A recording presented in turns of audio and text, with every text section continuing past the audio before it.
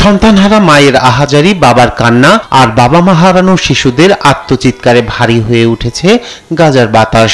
বাড়ছে মৃত্যুর মিছিল, ধুলোয় মিশে যাচ্ছে নগরী। পানি নেই, খাবার নেই, বিদ্যুৎ নেই, হাসপাতালে ঔষধ ও প্রয়োজনীয় চিকিৎসা সরঞ্জাম নেই।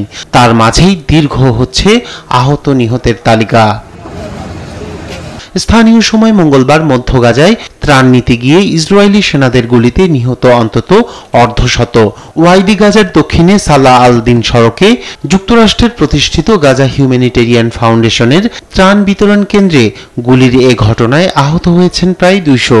তাদের মধ্যে বেশ কয়েকজনের অবস্থা সংকটাপন্ন। আমি আমার পরিবারের জন্য খাবার আনতে যাচ্ছিলাম, হঠাৎ ইসরায়েলি আগুনের লেলিহান শিখা আমাদেরকে পুড়িয়ে ফেলল।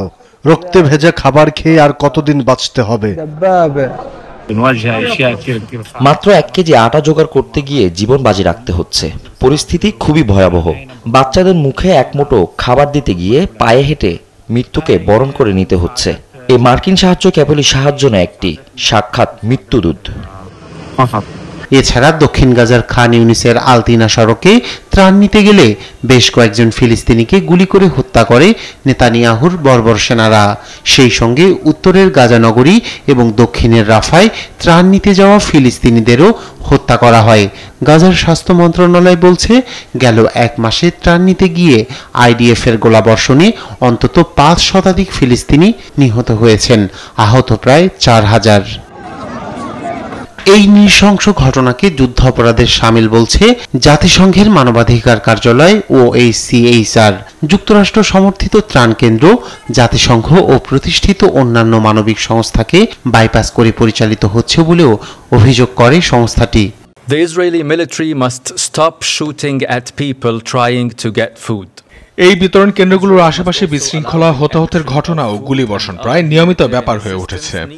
ইসরায়েলের সামরিককৃত মানবিক সহায়তা কাঠামো আন্তর্জাতিক সহায়তা বিতরণের মানদণ্ডের সঙ্গে সম্পূর্ণ সাংঘর্ষিক।